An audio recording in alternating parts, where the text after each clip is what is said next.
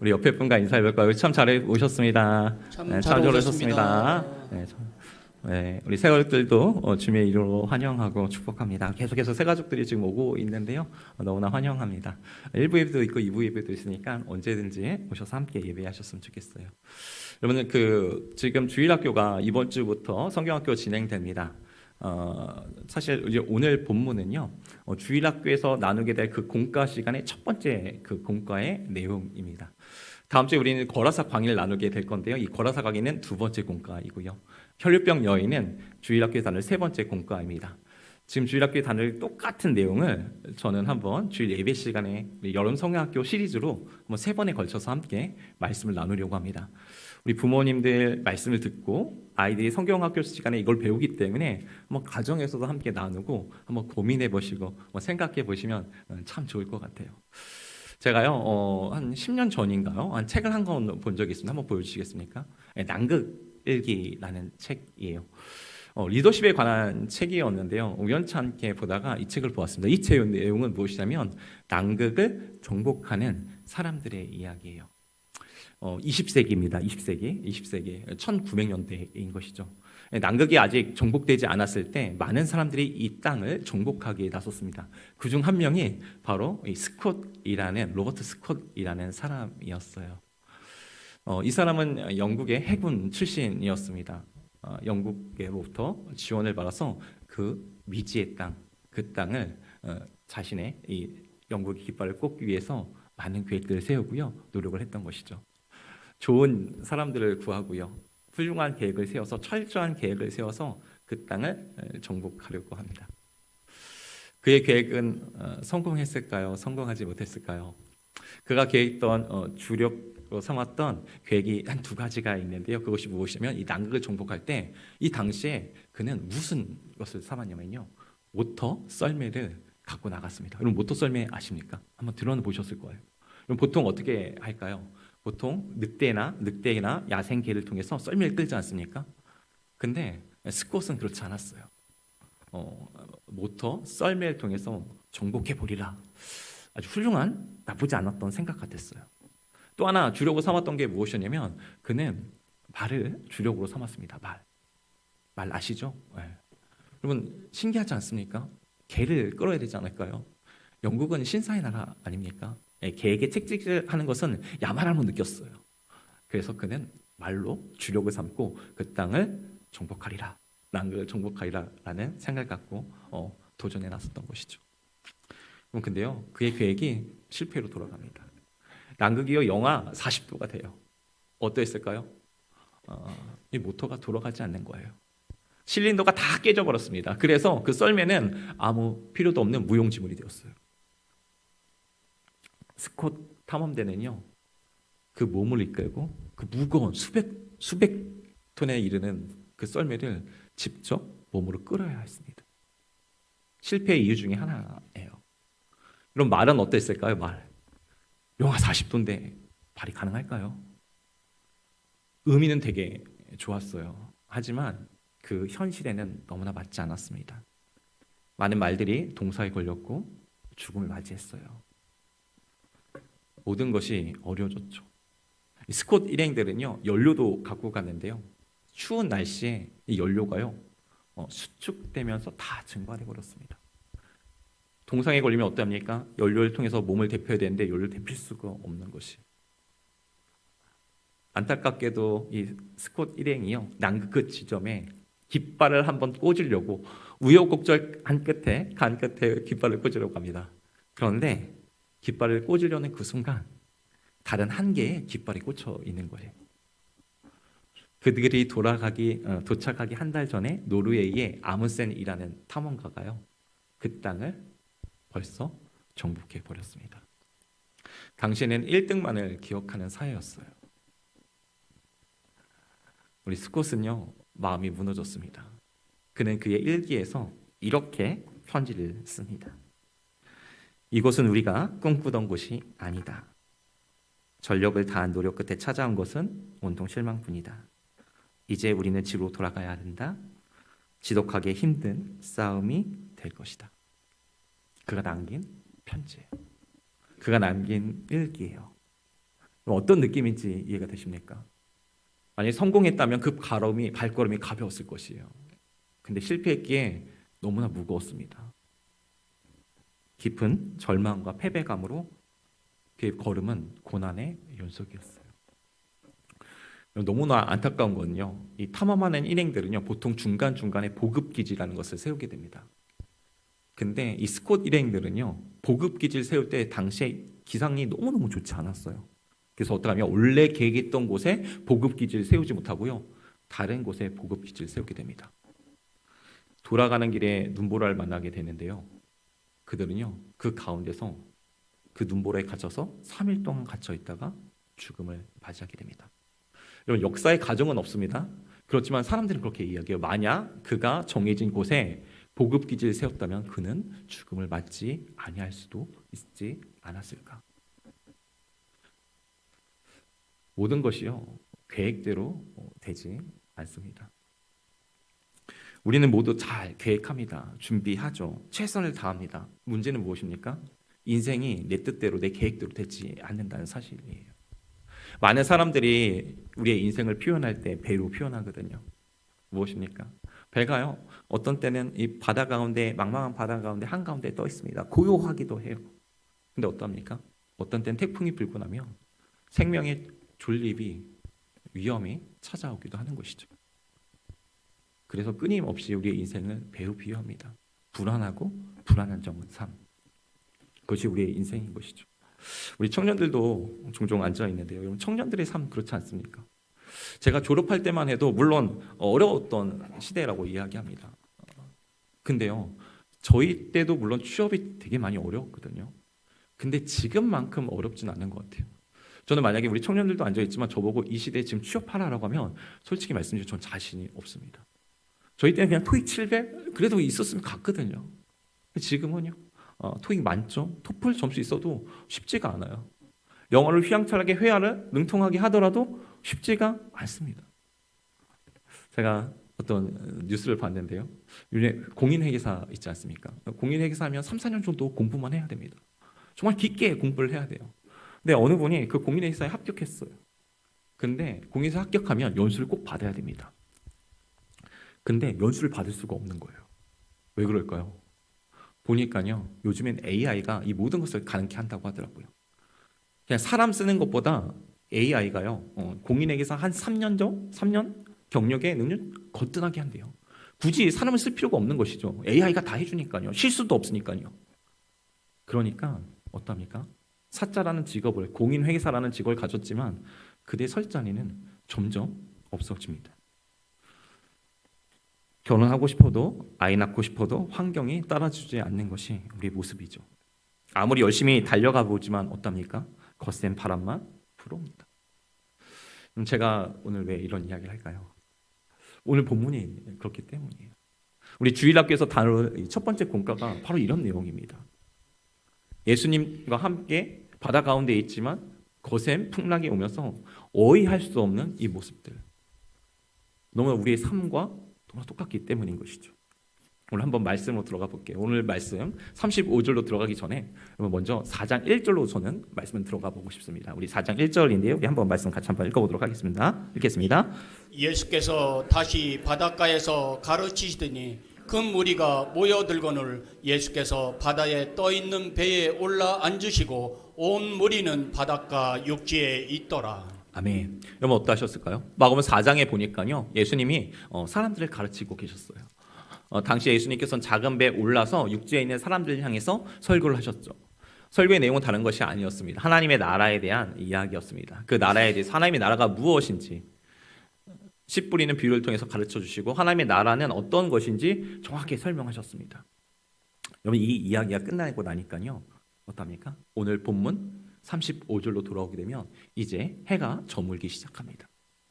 그리고 어떻게 했을까요? 예수님께서 제자들에게 이제 우리가 저 건너편으로 건너가자라고 말씀하셨어요. 35절인데요. 그날 저물 때에 제자들에게 이르시되 우리가 저편으로 건너가자 하시니. 그러면 건너가게 되었을 때 어떤 일이 벌어났을까요? 37절인데 우리 37절 한번 같이 읽겠습니다. 큰 광풍이 일어나며 물결이 배에 부딪혀 들어와 배에 가득하게 되었더라. 아멘. 어떠합니까? 37절에 보니까 큰 광풍, 미친 광풍. 영어 성경으로 보면 Great Wind Storm이라고 이야기합니다. 헬라어로 보면 메가라고 엄청 큰 게 이야기예요. 그런 이야기를 표현하고 있습니다. 제가 지난주 한 주 묵상하면서 왜 예수님은 왜 저물 때 왜 제자들에게 건너가자고 하셨을까? 그럼 우리 예수님이 모르셨을까요? 태풍이 있을 줄 모르셨을까요? 사진 한번 보여주시겠습니까? 이 사진이요, 갈릴리 바닷가 사진이에요. 고요한 아주 평화로운 바닷가 사진이죠. 갈릴리 바닷가는요, 갈릴리 호수라고도 이야기합니다. 게네사렛 호수라고도 이야기하고요. 이 북쪽과 남쪽으로는 약 한 20km의 길을 갖고 있어요. 동쪽과 서쪽으로 하면 한 11km 정도가 되어집니다. 평안할 때는 아무 문제가 되질 않아요. 근데 폭풍과 몰아칠 때가 있습니다. 폭풍과 몰아칠 때가 있어요. 왜 폭풍과 몰아치냐면요, 다음 사진 한번 보여주시겠습니까? 그럼 보세요. 여기 지중해가 보이고요, 갈릴리 바닷가가 쭉 보입니다. 지금은 잘 보이진 않지만 지중해가 갈릴리 바닷가보다 훨씬 높습니다. 그러니까 갈릴리 바닷가가 보통 지중해를 기준으로 하면 한 마이너스 한 200 정도 돼요. 그러니까 훨씬 낮은 분지인 것이죠. 여러분 저기 보면은 이 그림에 보면 어떠합니까? 갈릴리 바다가 협곡으로 둘러싸여 있는 것을 보게 됩니다. 산으로 둘러싸여 있고요. 저 위쪽으로 보면 잘 보이진 않지만 뭐가 보이면 헬몬산이라는 게 보여요. 얼음산이기도 하거든요. 그래서 얼음이 있어서 이 물이 촤촤촤 녹아내려서 이쪽으로 흘러 내려옵니다. 여러분 이 헬몬산은요, 차가운 기류가 흐릅니다. 여러분 근데 갈릴리 바닷가는 어떨까요? 분지예요. 항아리형 분지예요. 태양을 뜨겁게 받으면 그 가운데 데펴집니다. 찬 기온과 따뜻한 이 기류가 만나게 되면 어떻게 될까요? 폭풍이 일어납니다. 대기가 불안정하기 때문이에요. 여러분 또 하나 한번 보시겠습니까? 여기 보면 제가 이 갈릴리 바닷가 가운데 협곡이라고 말씀드렸잖아요. 여러분 혹시 빌딩풍이라고 들어보셨습니까? 빌딩풍? 제가 이제 아파트 살 때 있는데요. 아파트 살 때 보면 아파트 사이에 있을 때보다 겨울 때 서 있으면 그곳에 지나갈 때마다 제가 후다닥 뛰어갑니다. 왜냐면 그때는 그 사이 지나갈 때는 유독 살이 애릴 정도로 너무 추워요. 바람이 너무 셉니다. 왜 그럴까요? 이걸 깔때기 현상이라고 얘기합니다. 깔때기 현상. 똑같은 이 바람이 지나가는데 어떻습니까? 좁아지면서 그 순간에는 바람이 빨라지는 거예요. 빌딩과 빌딩 사이에서는 어떻습니까? 빌딩풍이라는 바람이 거센 바람이 불어서 때로는 유리가 깨지기도 합니다. 여러분 이해가 되셨습니까? 위에선 차가운 바람이 있고 갈릴리 바닷가는 따뜻한 바람이 있고 어떻습니까? 바람이 불었을 때 협곡과 산맥을 통해서 지나다 보면 그 바람이 어떠한 거죠? 그 배를 강타하는 순간 어떤 일이 벌어질까요? 배가 뒤집혀집니다. 사진 내려주셔도 좋아요. 우리 예수님이 이걸 모르셨을까요? 본문에 보시겠습니까? 여러분 오늘 시작할 때 어떻게 합니까? 그날 저물 때라고 시작해요. 낮에 가면 얼마나 좋습니까? 밝을 때 가면 얼마나 좋습니까? 어두우면 아무것도 안 보여요. 제가 어떤 분이 바다에서 하루 살기 하는 것을 제가 보았습니다. 유튜브에서 나와 있더라고요. 낮에는 괜찮아요. 보이니까. 배고프니까 밥, 고기도 구워 먹고 맛있는 것도 막 이렇게 하더라고요. 문제는 저녁이었습니다. 저녁 되니까 빛이 아무것도 보이지 않아요. 어둡습니다. 나중에는 이분이 이렇게 고백하더라고요. 아무것도 보이지 않는다. 보이지 않으니까 어떠하죠? 두려움은 배가 됩니다. 여러분 그거 아십니까? 우리 인생들은요, 무엇이 예측 가능해지면 크게 큰 문제가 되지 않아요. 근데 우리가 문제가 만났을 때 무엇입니까? 예측할 수 없을 때, 가늠하지 되지 않을 때 우리는 너무너무 두려워합니다. 근데 오늘 예수님이 이런 제자들 듣고 건너가자라고 이야기하셨다는 거예요. 제가요 오늘 본문을 묵상하면서 지난주 내내 묵상하면서 발견했던 영적 진리는 다른 것이 아닙니다. 여러분 무엇이었을까요? 순종의 길에도요 풍랑은 존재한다는 사실이에요. 예수님께서 건너가자고 말씀하시잖아요. 그러면 제자들이 건너가자고 했습니까? 제자들이 야망 때문에 가자고 했습니까? 아니에요. 예수님이 가자고 하셨어요. 예수님이 말씀하셨던 거예요. 건너가자. 여러분 어떠할까요? 예수님의 말씀을 들으면 시온의 대로 확 열려야 되지 않습니까? 신명기 28장에 보면 어떠할까요? 전 정말 좋아하는 말씀이거든요. 신명기 28장에 보면 순종했을 때 받는 복이 있어요. 나도 복을 받고 들어가도 복을 받고 자녀들도 복을 받고 동물들도 복을 받고 적들이 없답니까? 한 길로 왔다가 7길로 돌아가는 전 아직도 기억합니다. 주일학교 때 있을 때 제가 다닐 때 신방 왔을 때 목사님이 해주셨던 말씀 너희 가정이 그런 가정이 되기를 원한다. 순종의 복을 누려가기를 원한다. 여러분 그래야 되잖아요. 예수님의 말씀을 잘 따랐으면 길이 열려야 되는 거잖아요. 근데 그렇지 않다는 것이에요. 그들이 마주한 게 무엇입니까? 미친 광풍, 거대한 광풍, 엄청난 회오리였다는 사실이에요.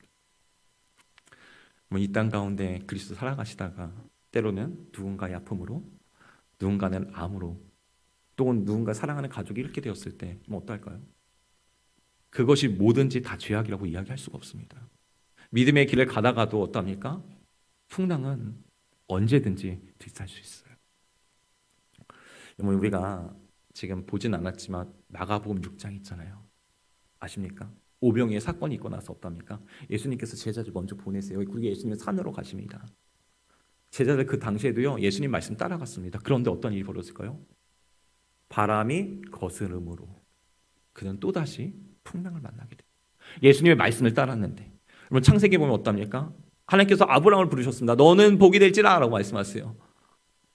근데 복이 된다라는 이 말씀을 듣고 따라왔습니다. 가나안 땅에 들어왔죠. 그런데 그들이 경험하는 거 무엇이었습니까? 창세기 12장 10절 정확히 얘기합니다. 그 땅 가운데 기근이 심하였다. 하나님의 말씀을 따라왔는데 기근이 심했다는 사실이에요. 창세기 39장에 보면 요셉의 이야기도 등장합니다. 요셉은 어떻습니까? 하나님과 함께 하심으로 그가 형통한 자가 되었다라고 이야기해요. 하지만 그가 마주하는 현실은 정말 형통한 자였습니까? 감옥이었습니다. 차디찬 감옥이었어요. 그는 강간범을 위해서 주인의 여자를 탐하려고 했던 모욕과 멸시를 당했던 사람입니다. 이뿐만인가요? 그럼 다윗은 어떠했을까요? 다윗이 왕이 되고 싶었을까요? 다윗은 왕을 꿈꾼 적은 한 번도 없습니다. 어느 날 갑자기 사무엘이라는 선지자가 와가지고 하나님의 명령이라고 해서 기름을 부었습니다. 아마 좋았을 것이에요. 기쁨도 잠시. 그는 도망자로 광야의 삶을 살아가야 합니다. 기쁨은 잠시였어요. 고난과 아픔은 계속되었습니다. 주님의 말씀을 따라가는데 어떠한 것이죠? 눈물이 있습니다. 아픔도 있고요. 에레미야 선지자는 어떠합니까? 나는 아이여서 도저히 말을 할 수가 없습니다라고 이야기하지만 하나님은 그를 사명자로 메신저로 삼으셨어요. 그가 마주했던 현실은 다른 것이 아니었습니다. 사람들이 그 이야기를 듣고 회개하고 돌아서는 건 아니었어요. 오히려 그 일로 따귀를 때리고 그를 감옥에 가두는 것이 그가 마주한 현실이었습니다. 여러분 믿음의 길에도요 폭풍은 있습니다. 순종의 길에도 눈물은 있어요. 중요한 것은 풍랑이 있느냐 없느냐가 아니고요. 그 배 안에 예수님이 계시느냐 계시지 않느냐인 것이죠. 여러분께서 나중에 설교를 다 들었을 때 이런 고백을 했으면 좋겠어요. 하나님을 가까이 하니 내게 복이다. 이런 고백을 할 수 있는 저와 여러분 되기를 소망합니다. 그럼 오늘 제자들의 반응을 보십시오. 제자들의 반응은 어땠을까요? 한번 보시겠습니까? 자, 큰 광풍이 불게 되었습니다. 배를 때려쳤던 것이죠. 그랬더니 배에 가득하게 물이 가득 차입니다. 사람들이 보였던 반응 우리 38절인데요. 우리 한번 같이 읽겠습니다. 예수께서는 고물에서 베개를 베고 주무시더니 제자들이 깨우며 이르되 선생님이여 우리가 죽게 된 것을 돌보지 아니하시나이까 하니. 아멘. 이건 무엇입니까? 풍랑보다 더 큰 문제가 있어요. 무엇이었을까요? 저는 묵상하면서 제자들의 마음이었어요. 제자들의 마음. 오늘 본문에 보면 어떻습니까? 본문이 비교하고 있습니다. 예수님은 뭐하고 계시죠? 아마 사역이 힘드셨던 것 같아요. 그런데 어떻습니까? 배 고물 맨 뒤에 이 선미에서 주무고 계셨던 것이죠. 그런데 오늘 제자들은 무엇입니까? 마음이 분주합니다. 요란한 것이죠. 흔들리기 시작합니다. 그리고 예수님을 깨워서 힐난하는 투로 비난하는 어투로 이야기합니다. 주님, 우리가 죽게 되었습니다. 우리 죽을 것 같아요. 주님 지금 뭐 하십니까? 저는요 지난주 이거 말씀을 묵상하는데 이 대목 어디서 본 것 같다라는 생각이 들더라고요. 선생님이여 우리가 죽게 된 것을 돌보지 아니하시나이까. 여러분 이거 어디서 많이 본 것 같지 않습니까? 제가 그렇게 기도하거든요. 내 상황이 풀리지 않을 때, 열리지 않을 때, 환경이 열릴 때, 하나님, 주님 지금 뭐 하시는 거예요? 지금 아무것도 열리지 않으시면 죽을 것 같아요. 제가 그렇거든요. 근데 오늘 제자들이 그 이야기를 하고 있는 것이죠.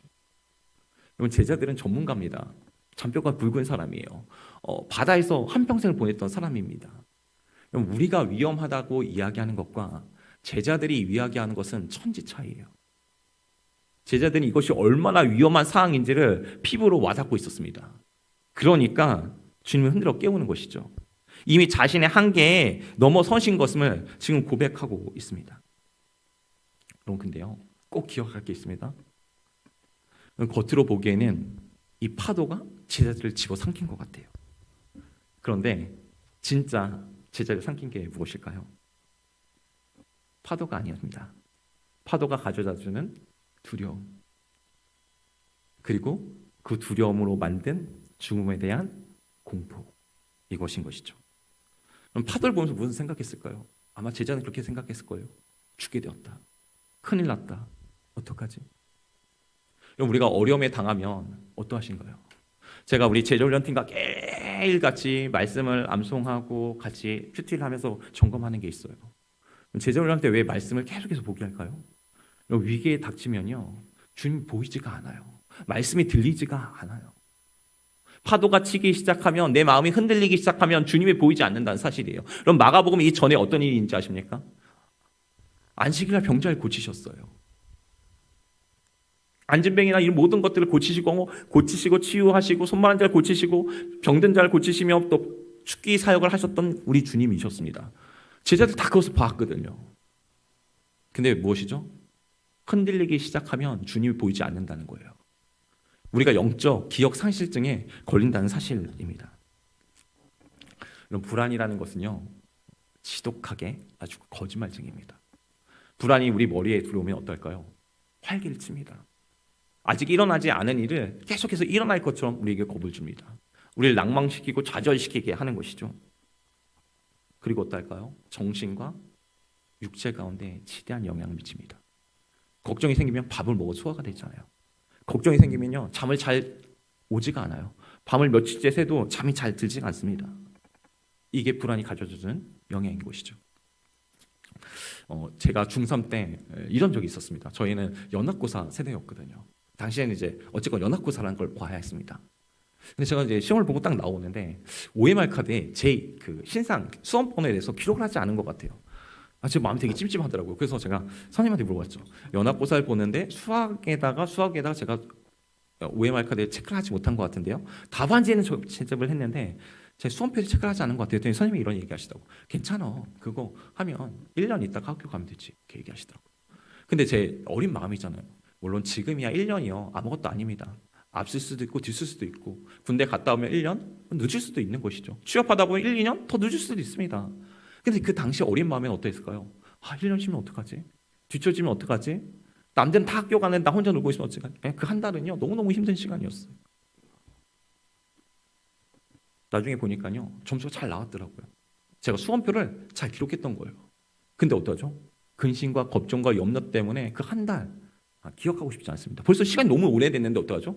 그때를 제가 기억한다니까요. 선생님들 말도 기억해. 괜찮아. 1년 쉬면 어때? 저에겐 그게 아닌 것이죠. 저희가요 지금 매일 성경 새벽같이 시편의 말씀을 묵상하고 있거든요. 다윗이 이런 고백을 제가 하는 것을 보았습니다. 근심과 염려가 있을 때 뭐라고 얘기하면 시편 6편 7절에 내 눈에 근심으로 말미암아 새하며 내 모든 대적으로 말미암아 어두워졌나이다. 아멘. 어떠죠? 근심과 염려가 왔는데 내 눈이, 내 육체가 너무너무 고달파진 것을 얘기하는 것이죠. 이런 불안과 염려가 찾아오면 우리의 눈을 어둡게 만듭니다. 두려움이 찾아오면 주님이 보이지 않게 만듭니다. 문제만 바라보면 주님이 보이지 않아요. 영국의 한 대학에서 실험을 했습니다. 어떤 실험을 했냐면 무엇인가 집중을 하다 보면 어떠냐면 소리가 들리지 않는 난청을 경험한다고 얘기합니다. 여러분 난청 무엇인지 아십니까? 그러니까 공부를 제가 막 너무 열심히 막 하는 거예요. 그럼 어떡하죠? 공부를 열심히 하다 보면 그런 적은 한 번도 없었어요. 어머니가 불렀는데도 어머니가 불렀나? 안 불렀나? 이 모를 정도 공부 열심히 해본 적은 없어요. 솔직히 죄송합니다. 근데 그게 가능하다는 거예요. 일시적인 난청이 찾아온다는 거예요. 집중하다 보면. 근데 제가 그것을 보면서 이것이 우리 신앙생활 가운데도 찾아온다는 것을 제가 발견했습니다. 무엇입니까? 고민과 걱정과 염려가 다가오면 묵상하다 보면 주님이 우리를 부르세요. 말씀을 통독해서 묵상하면서 큐티를 하면서 주님께서 계속해서 우리에게 말씀하세요. 근데 그 음성이 들리지가 않는 거예요. 영적인 낭천을 경험한다는 것이죠.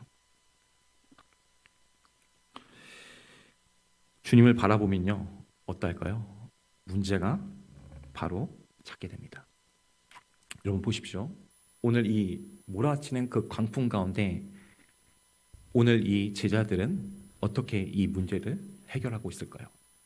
저는 이번 주가 계속해서 시편을 묵상하면서 한번 생각해 봤어요. 몰아치는 삶의 광풍 가운데 우리는 이 삶의 광풍을 어떻게 이겨내야 될까? 어떻게 해결해야 될까? 매일 성경 시편을 묵상하면서 함께 고민해 봤는데요. 여러분 인평의 문제를 만났을 때 다윗이 보였던 이 첫 번째 반응은 다른 것이 아니었습니다. 시편 9편 1절이었는데요. 우리 한번 같이 한번 읽어보도록 하겠습니다. 내가 전심으로 여호와께 감사하오며 주의 모두 기이한 일들을 전하리이다. 아멘. 어떻습니까? 시편에 보면은 다윗은 문제가 닥쳤을 때 어떨까요? 시편 9편에 보면 문제가 닥칩니다. 근데 13절에도 보면 이런 구절이 나와요. 여호와 내게 은혜를 베푸소서. 나를 사망의 문에서 일으키신 주여 나를 미워하는 자에게서 받는 나의 고통을 보소서. 어떤 상황입니까? 죽음의 문턱 앞에 있어요. 그럼 문제가 절대 해결된 건 아닙니다. 하지만 시편 9편을 나눌 때 제가 얘기했던 거 무엇이냐면 다윗은 뭐 하시죠? 내가 전심으로. 전심이 무엇입니까? 온 마음 다해서 인격을 다해서 지정이 내 지식이 내 감정이 내 의지가 온전히 여호와께 감사한다라고 이야기합니다. 그런데 이 감사하면인가요? 시제가 미완료입니다. 미완료가 뭐냐면 어제도 감사, 오늘도 감사, 내일도 감사, 다음날도 감사. 환경 변한 건 아무것도 없어요. 근데 무엇입니까? 다윗은 감사하겠다라고 이야기해요. 왜죠? 하나님을 향한 신뢰가 있기 때문이에요. 빌립보서의 말씀을 보면 무엇합니까? 아무것도 염려하지 말고 모든 일에 기도와 간구로 너희 구할 것을 감사함으로 아뢰라. 모든 지각이 뛰어나신 하나님의 평강이 너희 마음과 생각을 지키시라. 믿으십니까? 아멘이시죠? 달라지는 건 없어요. 그런데 무엇입니까? 그분께서 나의 마음을 모든 것을 지키신다라는 믿음이 사도 바울도 갖고 있었던 것이죠. 여러분 감사는요 문제가 해결되어서 하는 게 아닙니다. 하나님을 신뢰하기 때문에 하는 것이 감사예요. 기억하십시오. 감사는 문제가 해결되었다 하는 것 나쁘지 않아요. 하면 더 고차원적인 감사는 무엇입니까? 그분을 신뢰하기 때문에 감사할 수 있는 저와 여러분 되었으면 좋겠어요. 여러분 오늘 인생의 이 광풍을 만났을 때 어떻게 해결하면 좋을까요? 다윗은요 이 모든 문제를 주님께 갖고 나가는 것을 보게 됩니다. 사무엘상 30장 1절에 보면요 이런 내용이 등장해요. 그가 시글락에 있을 때 아말렉에 와서 그들의 식솔들 다 잡아갑니다. 우리 1절 한번 같이 읽어볼게요. 다윗과 그의 사람들이 사흘 만에 시글락에 이른 때에 아멜렉 사람들이 이미 네겝과 시글락을 침노하였는데 그들이 시글락을 쳐서 불사르고. 그럼 불사렀다라고 얘기할게요. 그리고 3절도 한번 보여주시겠습니까? 제가 한번 읽어볼게요. 뒷부분만 읽어보면 자기들의 아내와 자녀들이 사로잡혔는지라. 4절도 보여주시겠습니까? 결국 무엇입니까? 그들이 한 것은 소리 높여 힘이 없을 정도로 눈물 짓는 것이었어요. 우는 것이었어요. 한번 생각해 보세요. 가족들 모두 다 잃었습니다. 사랑하는 내 아이들. 여러분 이 당시에 어떤 일이 벌어진지 아십니까? 사람들이요 믿고 신뢰했던 그 리더를 어떻게 하려고 하는지 아십니까? 6절인데요. 6절 우리 한번 같이 한번 읽겠습니다.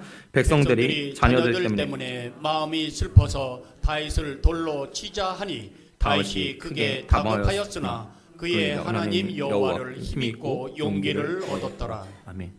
여러분이라면 여러분 어떻게 하시겠습니까? 모든 것을 다 잃었어요. 좌절하지 않겠습니까? 전 좌절했을 것 같아요. 한탄했을 것 같아요.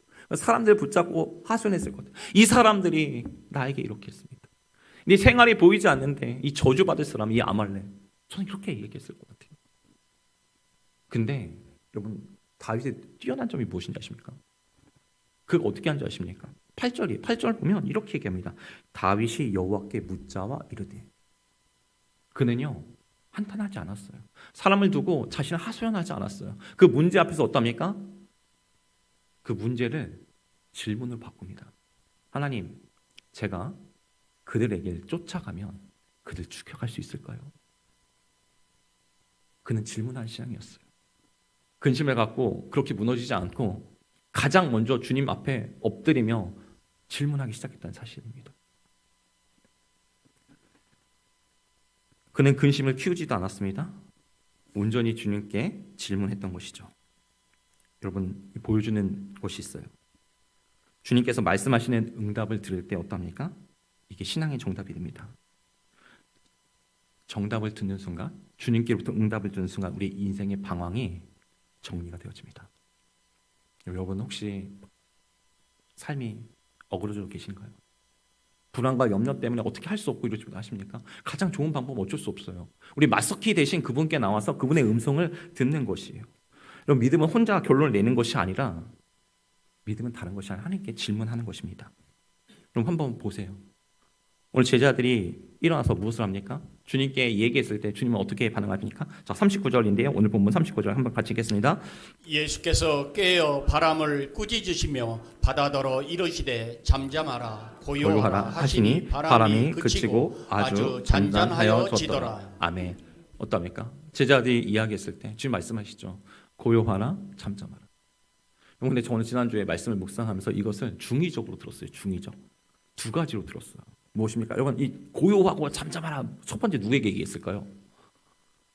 자연에게 얘기했을 거예요. 파도야, 내가 만물의 주인 되는데 네가 이렇게 할 수가 없다. 고요해라, 잠잠해라. 이게 주님의 원뜻이었을 거예요. 근데 제게 주신 또 하나의 마음은 무엇이었냐면 제자들을 향한 마음이었어요.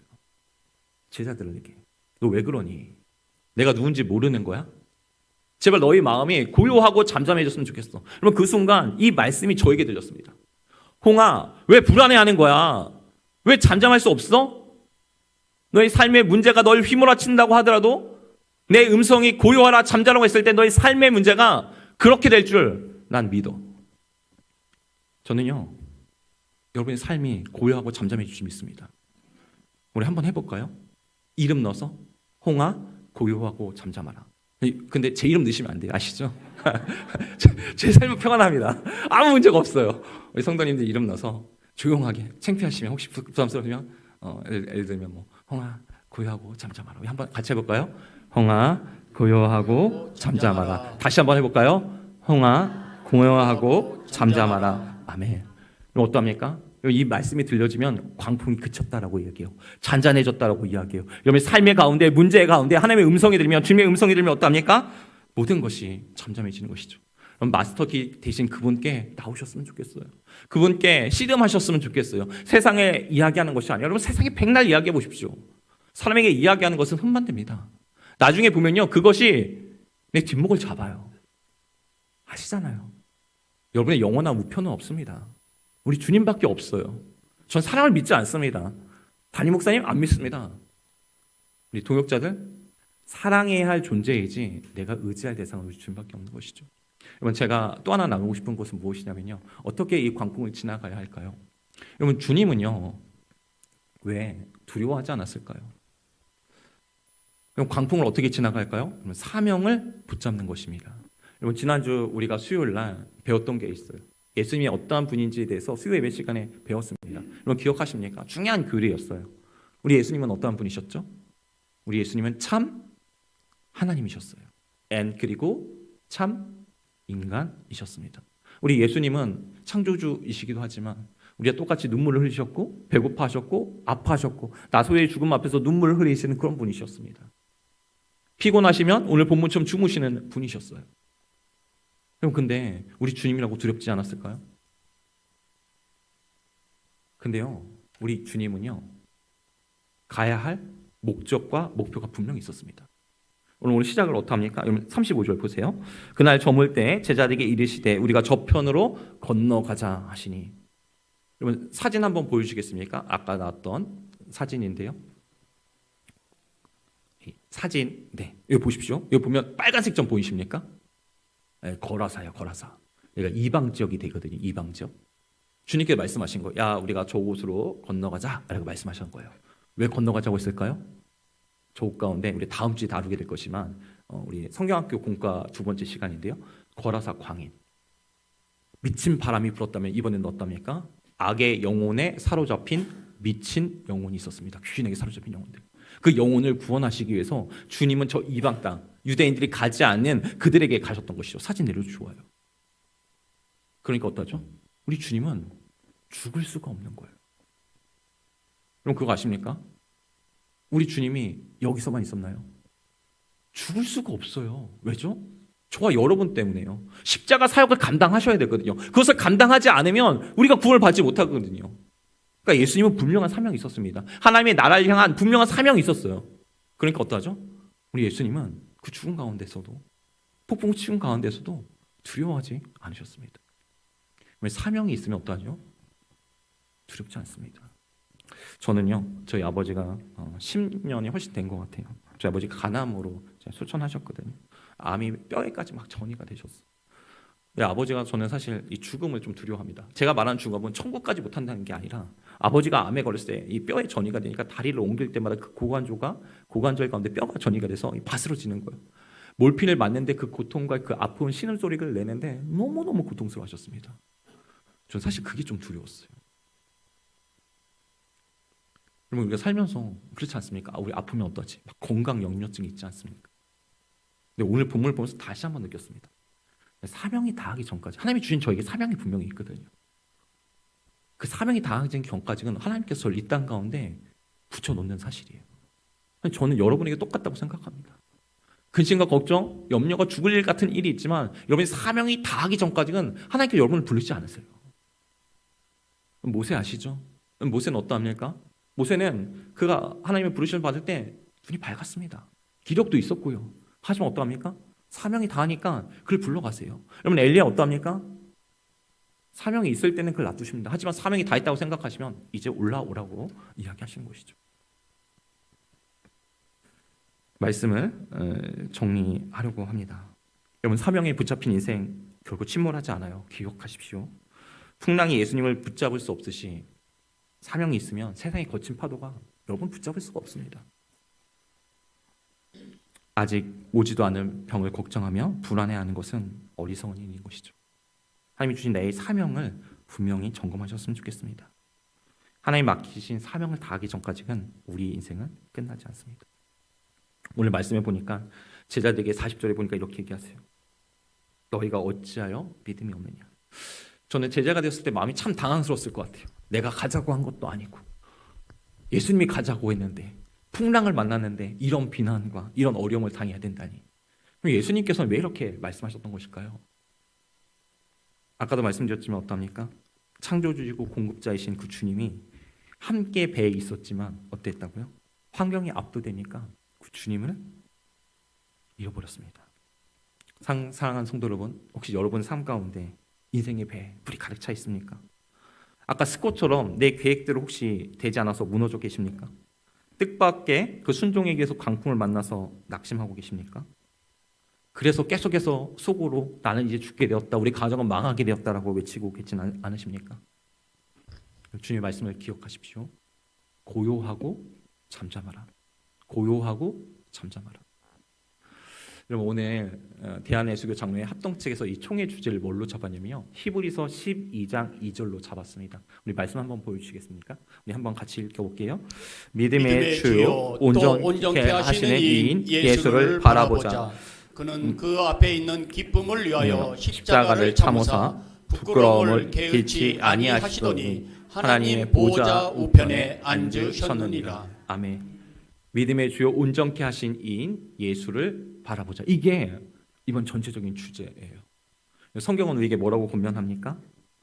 바라보자. 이 바라보자 뜻이 보면 아포론테스라는 헬라어를 사용하는데요. 이게 뭐냐면 그냥 살짝 힐끔 보는 게 아니에요. 무엇이죠? 계속해서 주도적으로 계속해서 응시하는 거예요. 계속해서 바라보는 것이에요. 그 시선을 놓치지 않는 것이에요. 영어 성경은 이걸 좀 더 너무 멋있게 표현했더라고요. NIV 성경이 이렇게 합니다. Fixing our eyes on Jesus. Fixing our eyes on Jesus. 우리의 눈을 그분에게 고정시킨다. 믿음은 다른 것이 아닙니다. 문제 가운데서도 주님께 시선을 두는 것이. 파도를 바라보면 두려움이 커지만 예수님을 바라보면 어떨까요? 믿음이 커집니다. 정답은 예수님밖에 없어요. 너무 죄송해요. 너무 뻔한 대답이지만 그분이 우리의 소망 되십니다. 그분을 바라보는 저와 여러분 되었으면 좋겠어요. 그분을 바라볼 때 그분 다시 한번 말씀하실 거예요. 너의 삶 가운데 고요하라. 잠잠하라. 이것이 오늘 저와 여러분에게 주시는 하나님의 음성입니다.